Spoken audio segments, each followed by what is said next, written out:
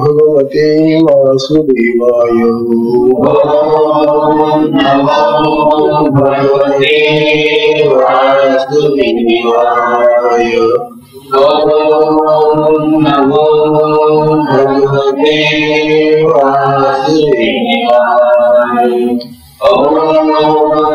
नमो भगवते वासुदेवाय। नमो भगवते वासुदेवाय।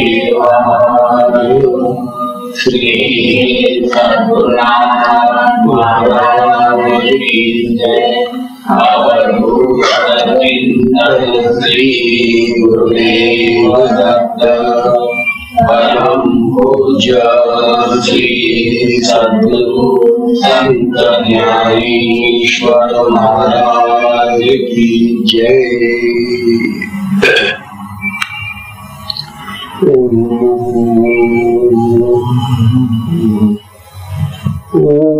नारायणं पद्मभवं वसिष्ठं शक्तिं च तत्पुत्र पराशरं च व्यासं शुकं गौडपदं महान्तं गोविन्दयोगीन्द्रमथाशिष श्रीशङ्कराचार्यमथास्य पद्मपादं च हस्तामलकं च शिष्यं तन्त्रोटकं वार्तिकारमन्यान् अस्मद्गुरुं सन्ततमानतु। श्रुतिस्मृतिपुराणानाम् आलयं करुणालयं नमामि भगवत्पादं शङ्करं लोकशङ्करं शङ्कराचार्यं केशवं बादरायणं सूत्रभाष्यकृतौ वन्दे भगवन्तौ पुनः। नित्यं शुद्धं निराभासं निराकारं निरञ्जनं नित्यबोधं चिदानन्दं गुरुं ब्रह्म नमामि। गुरुं ब्रह्म नमामि। ईश्वरो गुरुरात्मेति मूर्तिभेदविभागिने व्योमवद्व्याप्तदेहाय दक्षिणामूर्तये नमः। दक्षिणामूर्तये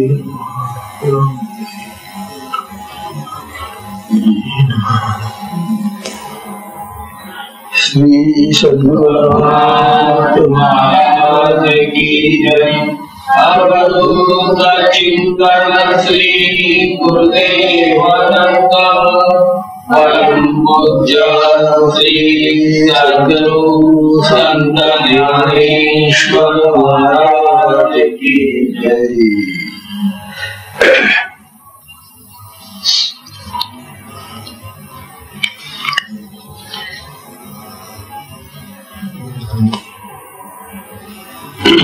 आज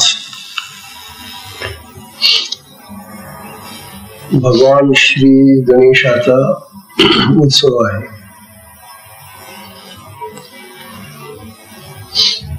ज्ञानोबांनी गणेशाचं जे वर्णन केलेलं आहे ते अपार महत्वाचे आहे।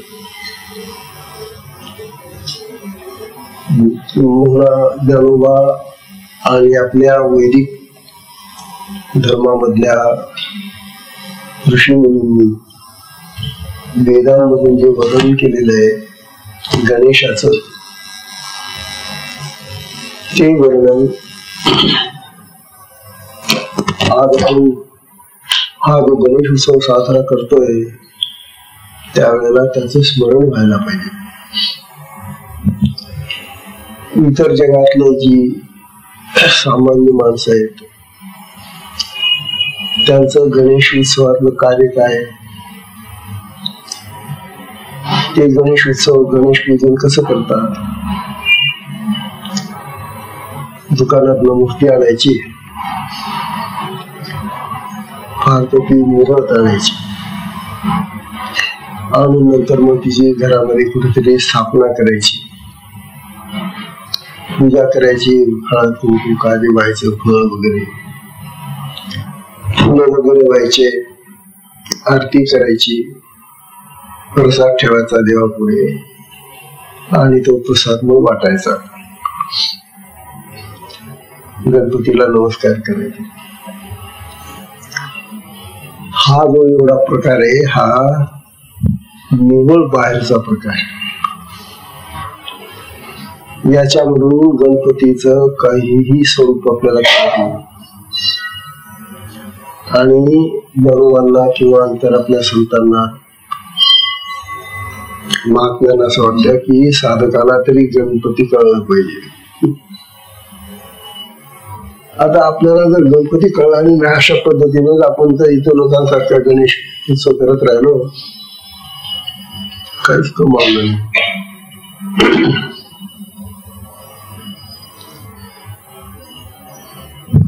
आश्रमामध्ये आपण गणपती बसवत नाही. त्याचं कारण काय आहे की त्याचे जे उपचार आहेत मग ते सगळे कळावे लागतात आणि ते काही शक्य नाही. घरी कसे तुम्ही दररोजची आरती करू शकता, दररोज प्रसाद वापरू शकता, पुन्हा त्याचं विसर्जन करायला घेऊन जाता मिरवणूक. या सगळ्या गोष्टी ज्या आहेत त्या आश्रमाच्या आपल्या या ठिकाणी तशा संभवनीय नाही. म्हणून आपला इथला जो गणपती आहे तो फार वेगळा आहे.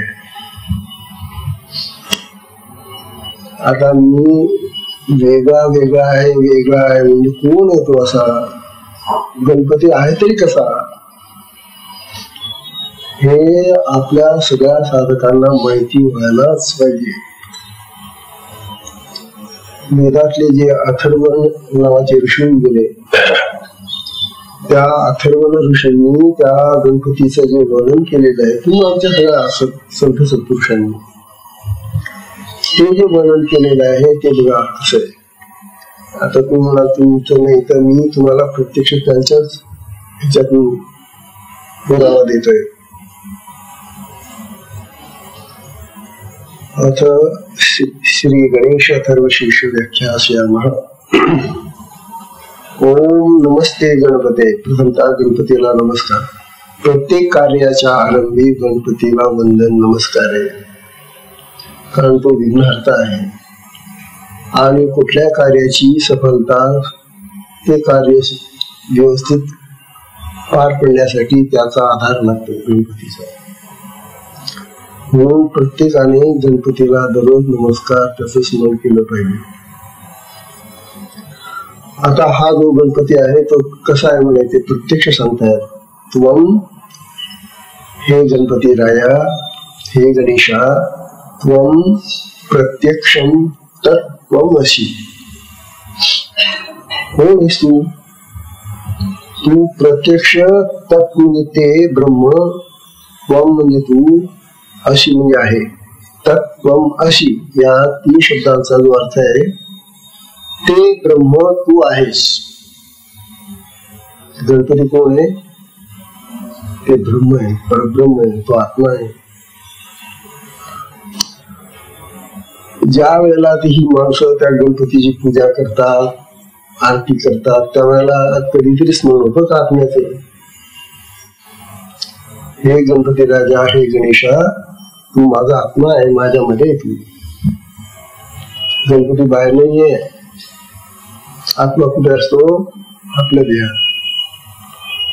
तेव्हा हे गणराजा प्रत्यक्षम मम प्रत्यक्षम तत्त्वमसि. मम केवलम कर्ता अशी. या सगळ्या विश्वाचा कर्ता म्हणजे करवणारा, विश्वाला निर्माण करणारा तू आहेस. तर तू जर ते ब्रह्म आहेस तर ब्रह्मातूनच सगळं विश्व तयार झाले ना. म्हणून तू या सगळ्या विश्वाचा जनक आहे, निर्माता आहे, करता. मग त्वमेव केवलम धर्ताशी. तू निर्माण तर केलं हे विश्व, परंतु याचा पालन पोषणाचा धर्ता भाव जो आहे तो तूच आहेस. तूच या जगाचं पालन पोषण करतो. आणि त्वमेव केवलम हर्ताशी. आणि तू या सगळ्या विश्वाचं हरण म्हणजे संवारही तू करणार आहे. म्हणजे उत्पत्ती, स्थिती आणि लय तूच निर्माण करतोस, तूच त्याचं पालन करतोस आणि शेवटी त्याला लयाला देतोस. हे गणराजा तू आहेस. म्हणजे हे जे ब्रह्मदेव विष्णू आणि भगवान शंकरांचं कार्य आहे ना, हे भगवान गणेश करतायत. तमेव केवलम हर्तासि त्वमेव सर्व खलु इदम ब्रह्मासि. तूच खरोखर हे सगळं ब्रह्म आहेस. हे जे ब्रह्म परब्रह्म म्हणतो मी, हे गणेशा तू परब्रह्म आहेस. आणि मग स्पष्ट सांगून टाकलं शेवटी आणखी, त्वं साक्षात आत्माशी नित्यम. तू कोण आहेस? तू साक्षात आमचा आत्मा आहे, अखंड राहणारा. नित्य म्हणजे अखंड राहणारा. हे गणेशा तू आमचा प्रत्यक्ष आत्मा आहेस. आमच्या अंतकरणामध्ये बसलेला, शरीरामध्ये बसलेला आत्मा तूच आहे. ही जर आत्म्याची ओळख आपल्याला झाली नाही त्यावेळेला, आणि नुसतीच हे बाहेरचं जे करत बसला तू पसारा, हा काय प्राप्त होईल? हा क्षीरापद प्राप्त होईल. क्षीरापद खाण्यासाठी आपण तो मूर्ती आणली ना, आणली नसती तरी तुम्हाला क्षीरापद खाऊ घातलीच असती ना. तेव्हा क्षीरापतीसाठी गणपती नाहीये.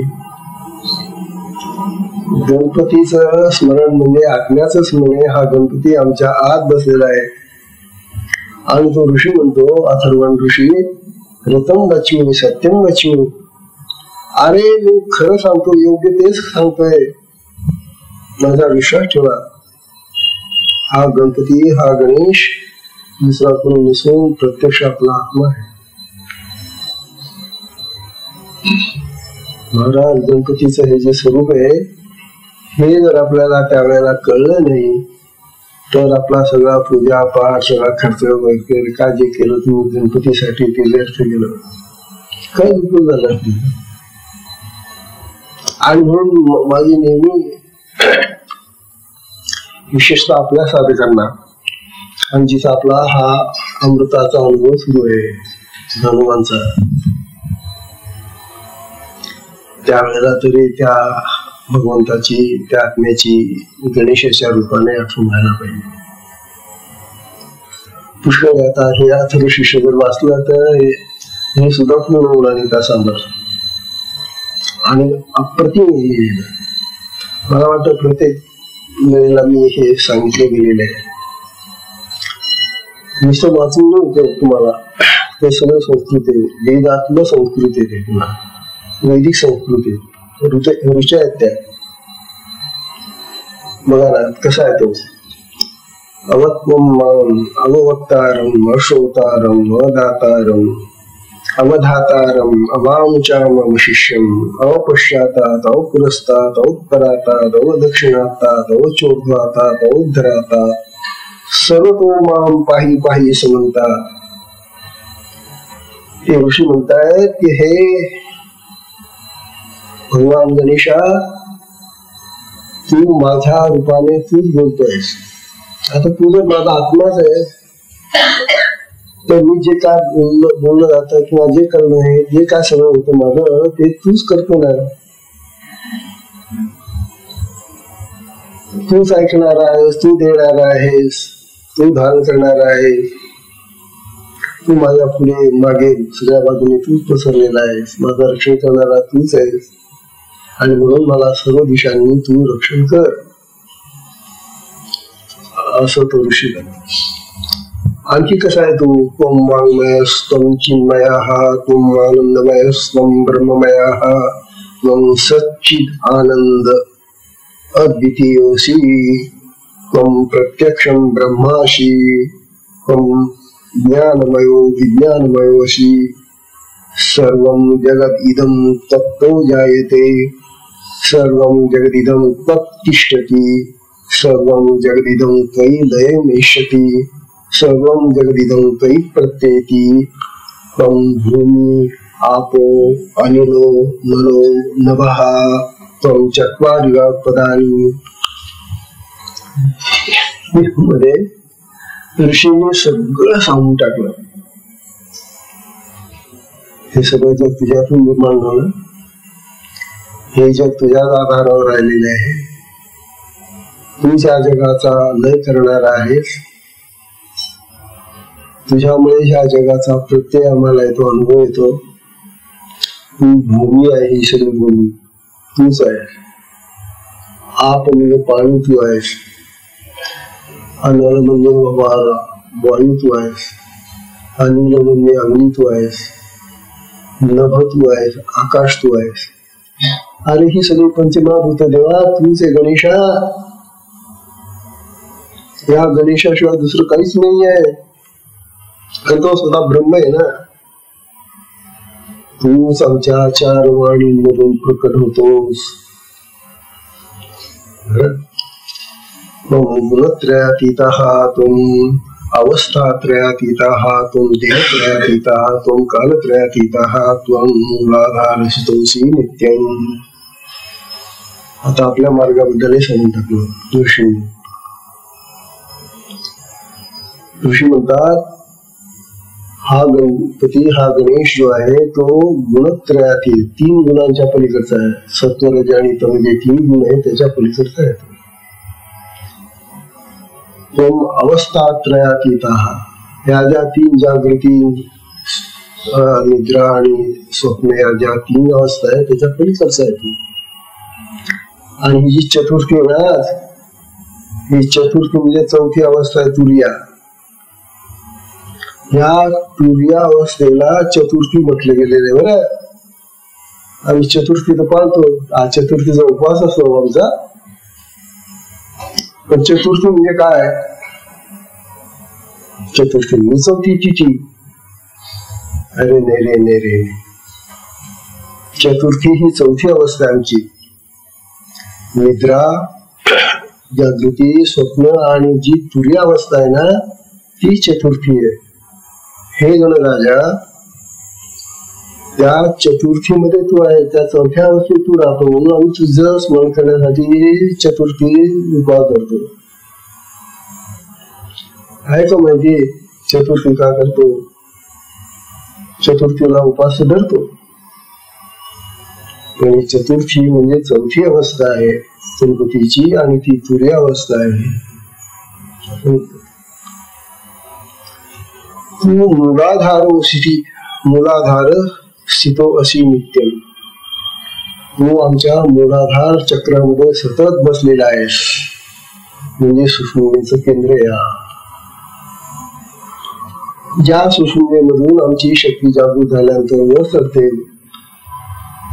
ते पहिलं केंद्र जे आहे ते मूलाधार केंद्र आहे. तू त्याच्यावर अधिष्ठान चक्र आहे. तेव्हा पहिल्या चक्राचा स्वामी तू, तू आरंभाची देवता आहे, म्हणून तुला नमस्कार करावा लागतो बाबा. पण तिथूनच शक्तीवर जाते ना. मूलाधारोशी नित्यम. तू त्या मूलाधार केंद्रामध्ये अखंड बसलेला आहेस. म्हणून गणपती आराधना दररोज करावी लागते. आणि आपण तर करायला पाहिजे, कारण आपली साधनाच मोठी आहे. पण शक्ती त्रयात्मक आहात.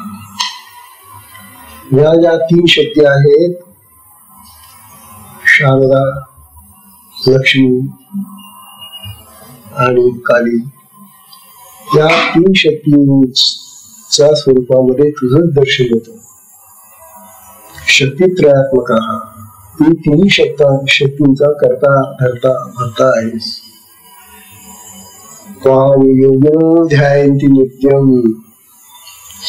तुला सगळे योगी लोक दररोज तुझं ध्यान करतात गणेशा, कारण तू मूलाधारामध्ये बसलेला आहे ना बाबा. आणि आपण योग साधना करणारे लोक, आपण तर गणपतीला विसरणं शक्य नाही. अशा या गणपतीचा विसर कसा करू? त्वां योगिनो ध्यायन्ति नित्यम.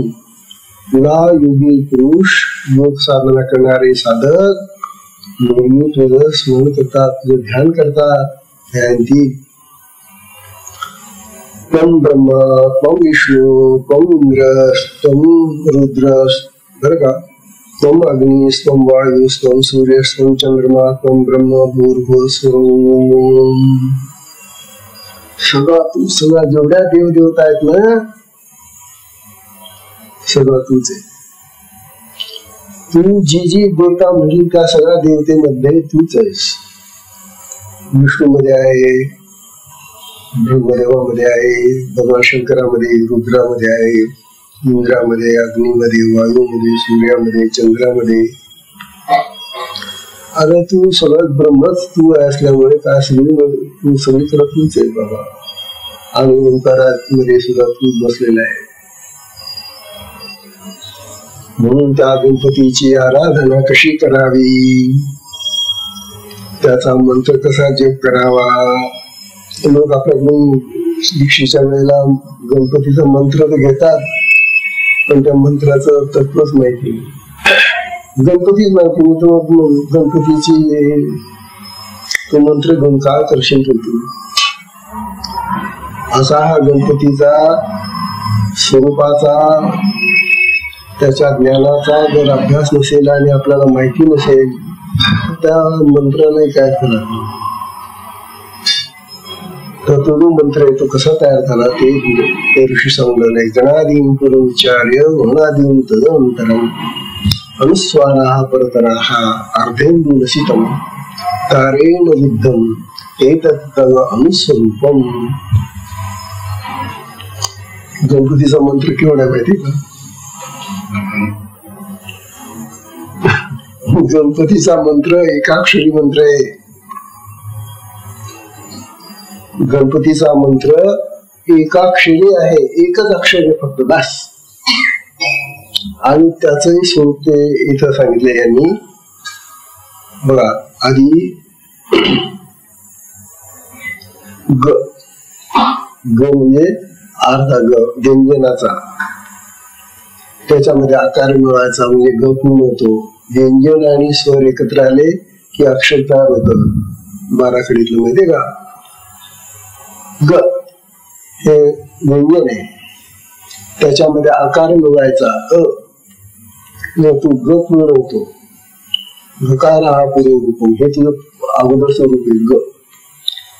मग त्याच्यामध्ये वर अर्धचंद्र आणि टिंब, अर्धमात्रा ओंकाराची गंग गंग गंग हा मंत्र आहे गणेशाचा. हा गणेशाचा मंत्र आहे. आणि त्याच्या अगोदर ओंकार जोडायचा, ओम गंग झाला मंत्र. आणि मग गणपते नमः ते नमस्कार आहे त्याला. ओम गंग गणपते नमः एवढा सगळा मंत्र होऊन जातो. पण खरा मंत्र गंग एवढाच आहे. काय पाहणा गणपतीचे स्वरूप. तेव्हा तारेण एकदम, तारेण म्हणजे ओंकाराने युक्त असा येतो.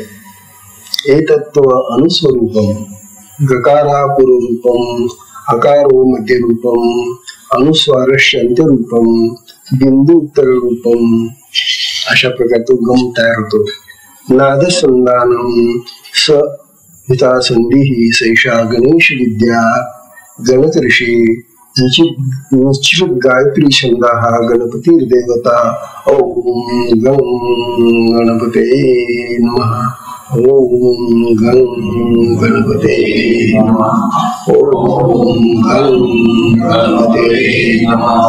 ओम गं गणपते नमः. अजून पुढे त्याचं आहे सगळं. त्या गणपतीच्या इथपर्यंत खरा हा भाग संपला आता मुख्यतः. आपल्याला एकदंताय विद्मे, त्या गणपतीला एकच दात आहे. वक्रतुंडाय धीमहि, वक्रतुंड म्हणजे ज्याचं पोट मोठं आहे. वक्रतुंड, तुंड म्हणजे पोट. तन्न दंती प्रचोदयात, अशा त्या दंतीला म्हणजे दात असलेल्या गणपतीला प्रचोदयात म्हणजे मी नमस्कार करून तुम्हाला प्रेरणा देतो. एकदंतम चतुर्हस्तम, त्याचा एकच दात आहे, त्याला 4 हात आहे. त्याच्या हातामध्ये पाश आहे. पाश अंकुश धारण, अंकुश आहे त्याच्याजवळ. रदंच वरदं हस्तै बिभ्राणं मूषकध्वजं रक्तं लंबोदरं शूर्पकर्णकं रक्तवाससं रक्तानुगंधं नित्तांगं रक्तपुष्पैः पूजितं. आता त्याची पूजा कशी करायची ते सगळं दिलेलं बरं का. आता हा पूजेचा प्रकार जो दिलेला आहे वेदांमध्ये त्या पद्धतीने त्याची पूजा व्हायला पाहिजे. तशी जर पूजा होत नसेल तर ते आपल्या मताप्रमाणे कशी पूजा करतात. गणपतीला रक्तपुष्पैः पूजितम. रक्तपुष्प म्हणजे तांबडी फुलं. गणपतीची पूजा करताना तांबडीच फुलं पाहिजे. त्या तांबड्या फुलांनी तांबडा गंध, तसा अंगी तांबडा आहे. आणि असा तो गणपती जो आहे त्याला रक्तपुष्पैः पूजितम. आता आपल्याला माहिती कुठली फुलं तोडून जरूर पांढरी फुलं वाटतो गणपतीला. त्याला ती फुलं चालत नाही रे. आता जे त्याला चालत नाही ते तुम्ही वाटा, म्हणजे काय झाली पूजा केली. म्हणून गणपतीला एका फुलाला परंतु ते तांबड पाहिजे असा त्याचा नियम आहे. शंकराला एका फुलाला परंतु ते पांढरं पाहिजे, तिथं तांबड त्याला चालत नाही. असे हे नियम आपल्या वेदांमधून सांगत आलेल्या देवदेवतांचे नियम पूजेचे. हे माहिती असायला पाहिजे साधकांना मुख्यतः. आम्हा साधकांना जर माहिती नाही तर मग बाकीच्या या लोकांना तर काय.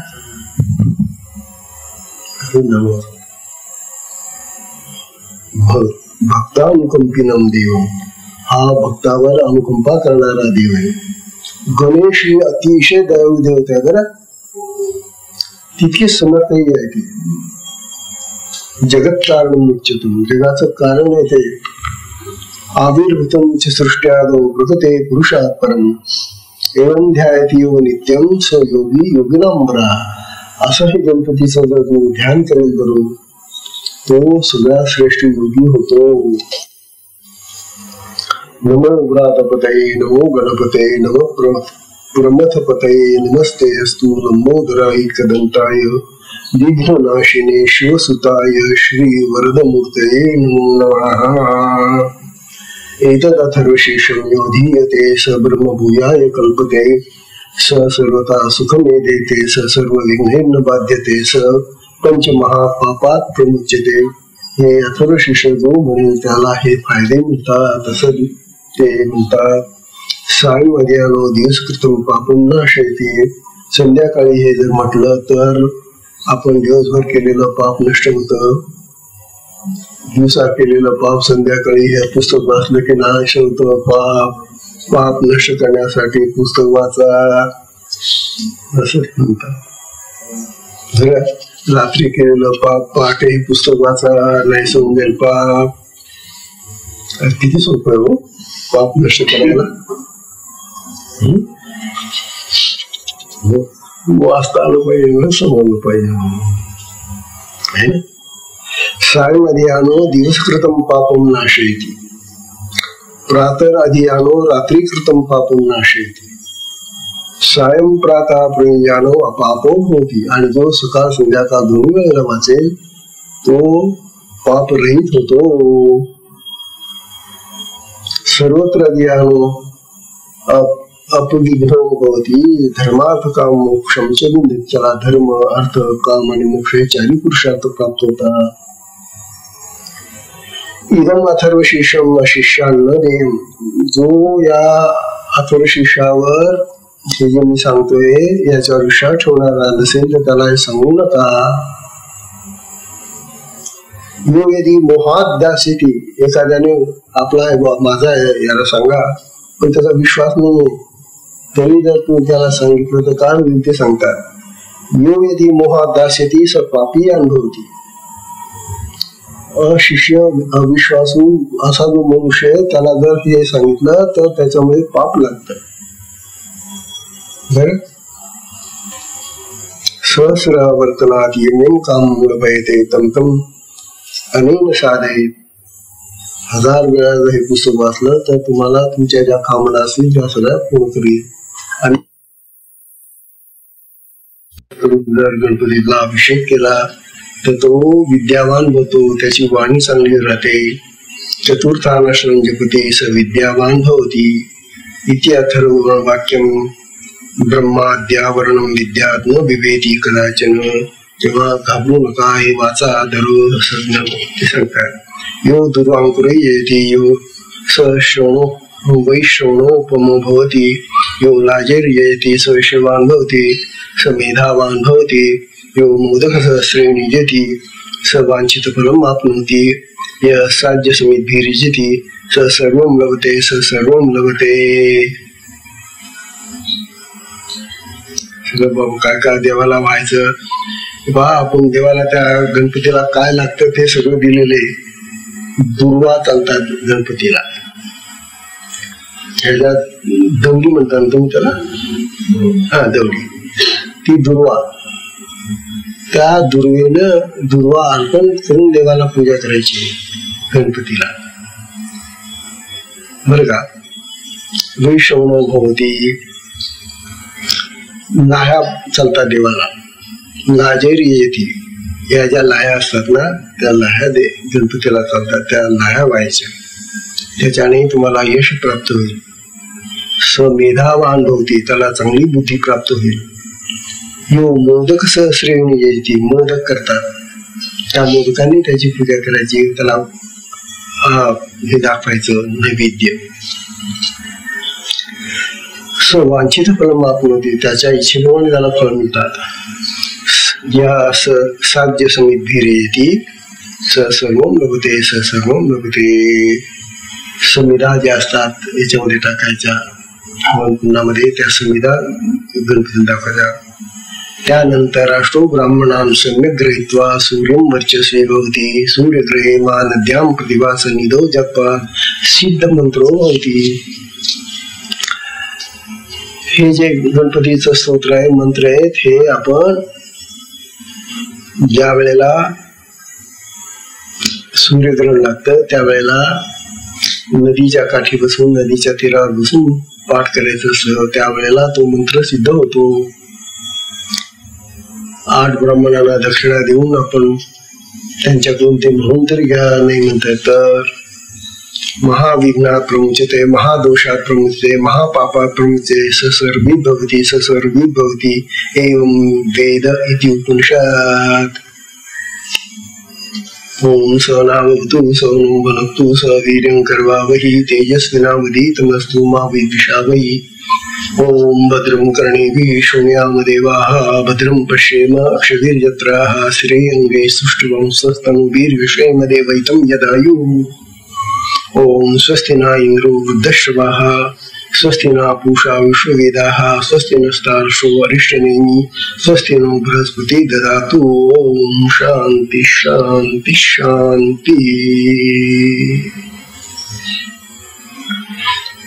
असं हे गणेश अथर्वशीर्ष.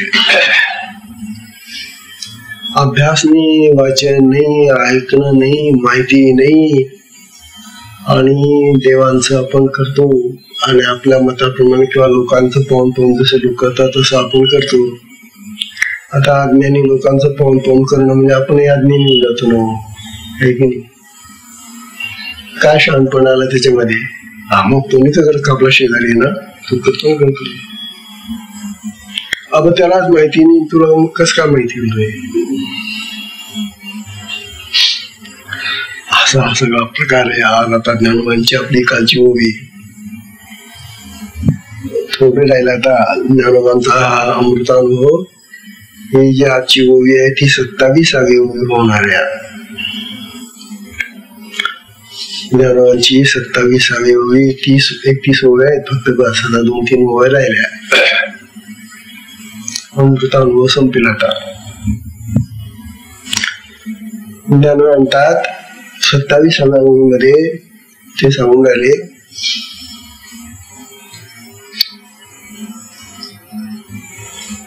नाही परिसाची कसवटी.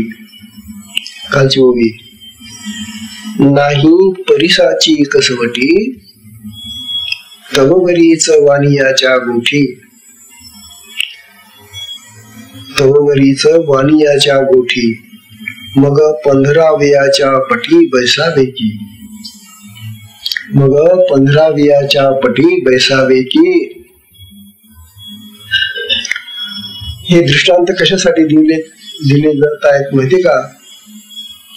विषय असा चाललेला आहे की जर अमृतानुभवाचा आपण जो लाभ घेतो आहोत, ज्ञानोबा हा जो त्यांचा अनुभव आपल्याला सांगताय तो आपल्याला कसा कळतो, केव्हा कळतो, त्याच्यासाठी कसा अधिकार असावा लागतो.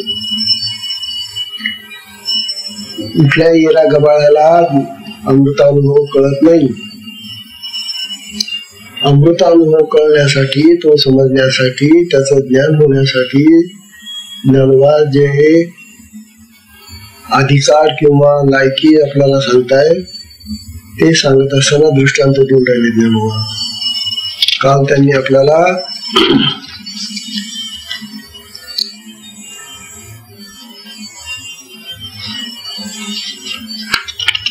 पंचवीसाव्या मध्ये नुसते भेद मुक्त मोक्षबद्ध हे स्वरूप सांगितलं आपल्याला. तववरी हे योग्यता भेद, अनुभवामृत स्वाद विरुद्ध नव. तेव्हा अमृतानुभवाचा स्वाद जोपर्यंत आपल्याला लाभणार नाही, तो जोपर्यंत आपल्या विरोधी असेल तोपर्यंत अमृतानुभव कळणार नाही असं ज्ञान म्हणतात. तेव्हा ज्ञानोबा सांगू तुम्हाला अमृतानुभव कळावा असं वाटतं का? आम्ही ऐकून तर राहिलो येतो. अमृतानुभवाची ही जी वचन ज्ञानोबा सांगून राहिले आम्हाला एक एक ओळीमधून, तिथं आम्ही ऐकतो, परंतु हे ऐकलेलं आम्हाला समजतं का, कळतं का, कळून ते पटतं का, पटलेलं वळतं का, असा हा सगळा प्रकार आहे. तर हे केव्हा ज्ञानोबा त्याच्यासाठी दृष्टांत देऊन राहिले आपल्याला. ज्ञानोबा म्हणतात आपण नाही परिसाची कसवटी, तवरीच वानियाच्या गोठी. बर का, वानियाच्या गोठी म्हणजे उणेपणाच्या गोष्टी, वानियाच्या गोठी. तोपर्यंत उणेपणाच्या गोष्टी आहेत, कमीपणाच्या गोष्टी आहेत. आपल्यामध्ये काही जर कमीपणा असला, कमतरता असली आपल्यामध्ये, तर हा अमृतानुभव कळायला जड आहे. कारण अमृतानुभव कळण्यासाठी काही विशिष्ट प्रमाणामध्ये योग्यता असावी लागते, अधिकार असावा लागतो. तो अधिकार जर आपल्यामध्ये नसेल, कमतरता असेल, तर ज्ञानोबा म्हणतात मग मात्र तुम्हाला तो अधिकार आधी संपन्न करावा लागेल, अधिकार मिळवावा लागेल, आणि नंतर मग तुम्ही तो अमृतानुभव जर तुम्ही माझा ऐकला तर तुम्हाला तो अमृतमय करेल. कशाप्रमाणे? ज्ञानोबाने उदाहरण असं दिलं की सोनं असत, सोनं कुठं सापडतो? तुम्ही म्हणाल सोनाराच्या घरी. नाही, तिथं तयार नाही सोनं. सोनं हे खाणीमध्ये सापडतं, जसं कोळसा खाणी सापडतं की नाही, तशी सोन्याची खाण असते. का सांगू तुम्हाला, आपल्या भारतामध्ये जगातल्या सगळ्या देशांपेक्षा जास्त खाणी होत्या सोन्याच्या आपल्या भारतामध्ये, बरं. आणि त्यामुळे जिकडे तिकडे सोन्याचे कळस, इमारतींना, घरांना सोन्याचे दरवाजे, सोन्याच्या वर्क दिलेले, सोन्याच्या नगरी असतात आमच्या. हा सोनं होतं आमच्या देशामध्ये. त्या बाळांना तर नुसतं लदलून टाकत होतं सोनं, म्हणजे का तुरे अमुक काय अशा मुकुट असायचे सोन्याचे. आज काय घालतात ते चांदी टोपी, घेऊची चिटोर घेत घालून. पूर्वी सोन्याचे मुकुट घालायचे आपल्या देशामधले लोक, सामान्य माणूस सुद्धा घालत होता. एवढंच की त्याचा लहान असेल तर मोठा असेल, त्याला हिरे जडलेले असेल आणखी मोठा असला तर. हिरे जडी सोन्याचे मुकुट घालत होते लोक, हातामध्ये शिडी असली सोन्याची राहायची. काय सोनं होतं आमच्या देशात. तेव्हा हे जे सोनं मिळतं ते खाणीमध्ये मिळतं. त्यानंतर सोन्याच्या खाणी होत्या आमच्या देशात. आता खाणीमधलं जे सोनं असतं जेव्हा ते काढतात तेव्हा ते आपल्याला ओळखता सुद्धा येणार नाही, कारण ते मातीच्या गिरकासारखं असतं ना, माती खाण म्हणजे. परंतु जे जाणकार लोक असतात ते बरोबर ती जी माती असते, ज्या मातीमध्ये सोनं आहे तेवढा तो गिरपा बरोबर काढतात. मग तो निळ्या पद्धतीने तो घासून पुसून तापून मग त्याला स्वच्छ करून त्याचं सोनं तयार दिसतं. आणि तरी सुद्धा त्या सोन्यामध्ये मिलावट असतं, हिणकसपणा असतो. मिलावट म्हणजे कमी दर्जाचं सोनं असतं. असं जे कमी दर्जाचं सोनं असतं त्याच्यामध्ये मिलावट असते, निळ्या प्रकारची घाण असते.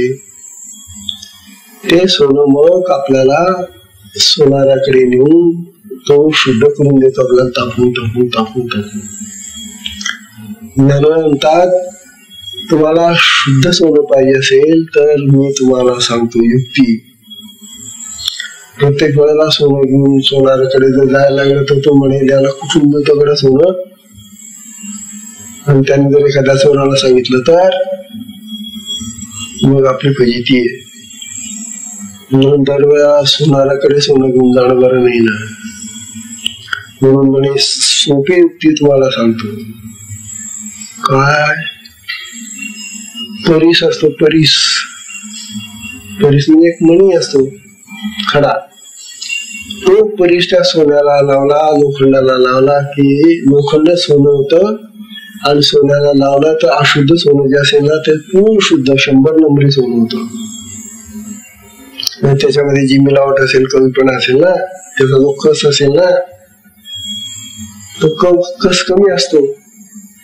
पण परिसाचा स्पर्श झाला रे झाला सोन्याला की त्याच्यामध्ये जी मिलावट आहे ते संपूर्ण सोनं होऊन जातं. आणि लोखंडाला लावलं तर लोखंड सुद्धा सोनं होतं. आता ज्ञानी म्हणतात की हा अमृत अनुभव ऐकणारे लोक काही लोखंडासारखे जड आहेत. लोखंडासारखे जड याचा अर्थ बुद्धीने, शरीराने. त्यांची बुद्धी जड बुद्धी आहे, कळत नाही त्यांना. असे जे जड बुद्धीचे लोक आहेत लोखंडासारखे, त्यांच्या बुद्धीला सुवर्णमय शुद्ध करण्यासाठी परीस पाहिजे. लोखंडाला परीस लावलं की सोनं होतं ना. मग आता इथं कोणता परीस आणायचा? याच्या बुद्धीला म्हटलेला आता इथं लोखंड. ज्ञानवंतात आमचा अमृत अनुभव ऐका, त्याच्या कानात जाऊ द्या. हा अमृताचा अनुभव म्हणजे परीस आहे, परीस. ज्ञानवा स्वतः परीस आहेत, ते आपल्याला सांगतायत. त्यांचा वाणीचा स्पर्श आपल्याला होतोय. आज ते शरीराने येऊ शकत नाही, पण त्यांनी जे लिहून ठेवलेलं वाङ्मय आहे, त्यांचं जे शब्द आहे, त्यांची जी वाणी आहे, ती जरी ऐकली तरी ती परिसासारखी आहे.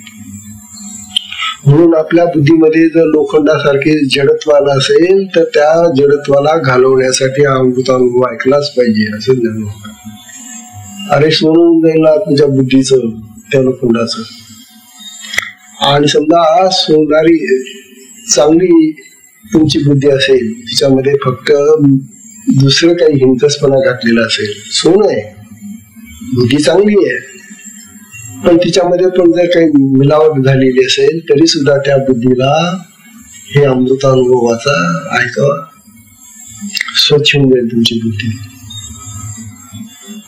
म्हणजे बुद्धीला स्वच्छ करणार असा हा परीस आहे असं ज्ञानोबा बोलणार. कुठे जाता परीस शोधायला? भेटतो का कधी परीस? कोणी पाहिलाय का? आजच्या कलियुगामध्ये तर कोणालाच परीस लाभलेला नाही. कोणी सांगत नाही की मला परीस भेटलाय. त्याच्या गोष्टी आपण वाचतो पुराणांमधून, परंतु परीस अजून कोणी पाहिला नाही, तू कधी सापडणार नाही कुठं. ज्ञानवंता तरी काय करतात त्या परिसाला, हा बघा हा परीस येतो, देतो तुम्हाला, घ्या रे, याला थोडस घासा रे, हा परीस आहे ना, याला घासा म्हणजे काय, तुमच्या बुद्धीमध्ये जाऊ द्या रे हा थोडासा, आणि मग बघा तुमची बुद्धी कशी चमकते, स्वच्छ होऊन जाईल तुमची बुद्धी, तुमच्या बुद्धीतली सगळी घाण नष्ट होऊन जाईल. बुद्धीत काय घाण असते, विकार आहेत, संस्कार आहेत, भूमत्व आहे, अहंकार आहे, नाना प्रकारचे वासना आहेत, कामना आहेत, अनेक प्रकार आहेत, षड्रिपू आहेत, त्रिगुण आहेत. तेव्हा अशा तऱ्हेने आमची जी बुद्धी खराब झालेली असेल, या इतर गोष्टींनी मळलेली असेल, घाण झालेली असेल, तर तिला शुद्ध करण्याचा परीस मी तुम्हाला देतो असं ज्ञान म्हणतात. हा अमृत अनुभव परीस आहे, याचा फायदा घ्यावा साधकांनो. म्हणून साधकांसाठी फार तळमळ जाणवायची की यांनी तो ऐकलाच पाहिजे, यांची बुद्धी शुद्ध झाली तर त्यांना ते सगळं कळेल ना. मग ते इतर जग जसं करतात तसंच करत बसले नाहीये. गणपतीची पूजा, गणपती माहिती नाही कोण कसं आहे, का उपयोग आहे की नाही.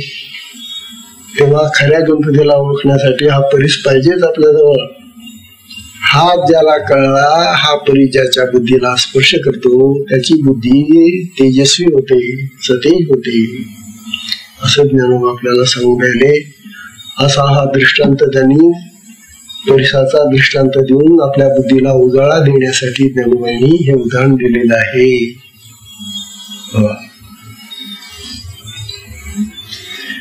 तेव्हा आता ज्ञानोबा आपल्याला ब्रह्मरूप करू इच्छितात, आत्मस्वरूपाकडे नेऊ इच्छितात, आत्मस्वरूप नेऊ इच्छितात आपल्याला.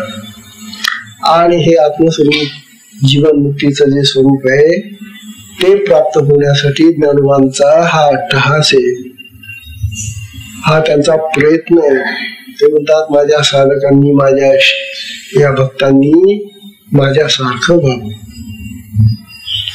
आणि खरं गुरुला तेव्हा समाधान असतं. बरं, गुरुला जेव्हा आपला शिष्य आपल्यासारखा होतो ते सगळ्यात मोठं समाधान आहे गुरुला. आणि शिष्य जर बिघडला, गुरु तर बिचारे आहेत त्या स्थितीत राहतात, पण बिघडलेले जे शिष्य आहेत ना त्यांच्यामुळे गुरुला त्रास होतो, गुरुला ठपका येतो, गुरुची निंदा होते, गुरुला कमीपणा येतो. शिष्यापराधे गुरु दंडहा, अपराध शिष्य करतो आणि त्याचा दंड गुरुला भोगावा लागतो.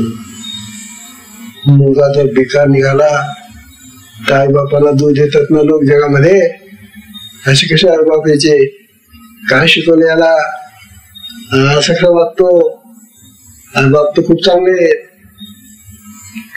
त्या मुलामुळे त्या आई बापांना दोष मिळतो. तसं शिष्यामुळे गुरुला त्रास होतो, दंड होतो.